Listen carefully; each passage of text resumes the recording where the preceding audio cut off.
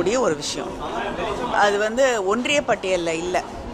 அதனால் தமிழக அரசு அதோடைய கருத்துக்களை கேட்காமல், தமிழ்நாட்டில் இருக்கக்கூடிய மக்களுடைய கருத்துக்களை மதிக்காமல் ஒரு மும்மொழி கொள்கையை கொண்டு வந்து திணிப்பது என்பது ஏற்றுக்கொள்ள முடியாத ஒன்று.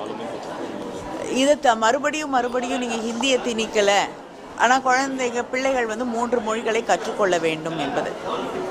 ஆங்கிலம் மேல் படிப்பிற்கோ இல்லைனா வெளி உலகத்தில் இருக்கக்கூடியவர்களோடு செய்தியை பரிமாறிக்கொள்வதற்கோ பயில வேண்டிய ஒரு மொழி. தமிழ் தாய்மொழி என்பது நாம் யார் என்று நம்மை அடையாளப்படுத்திக் கொள்ள, நம்மை புரிந்து கொள்ள, நம்முடைய மொழியை கற்றுத்தரப்படுவது.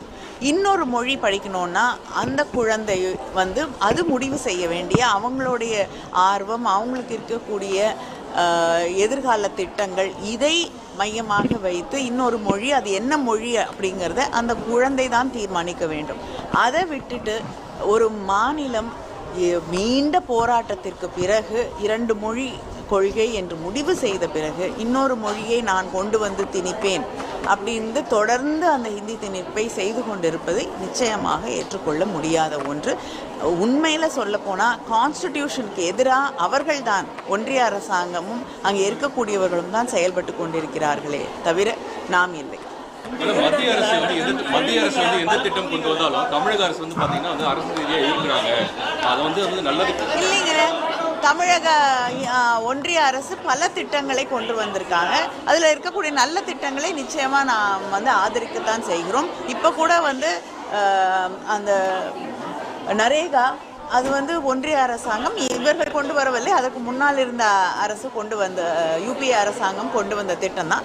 அதை இன்னும் விரிவுபடுத்த வேண்டும், பணம் நிதி ஒதுக்க வேண்டும் என்று தான் நாம் வலியுறுத்தி கொண்டிருக்கிறோம். அதை எதுக்கலையே மேடம். அதே மாதிரி அம்மா மருந்தகம் பார்த்தீங்கன்னா அதிமுக ஆட்சியில் கொண்டு வந்தது. அம்மா மருந்தகம் அதிமுக ஆட்சியில் கொண்டு வந்தது. என்னதுங்க அம்மா மருந்தகம்?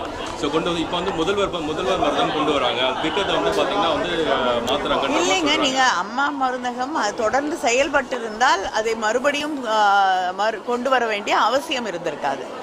கொண்டு அவர்களுக்கு அம்மையார் ஜெயலலிதா அவர்களுக்கு பிறகு ஆட்சியில் இருந்த எடப்பாடி அவர்கள் அதை சரியாக செயல்படுத்தி இருந்தால் அதை மறுபடியும் கொண்டு வர வேண்டிய அவசியமே இருந்திருக்காது.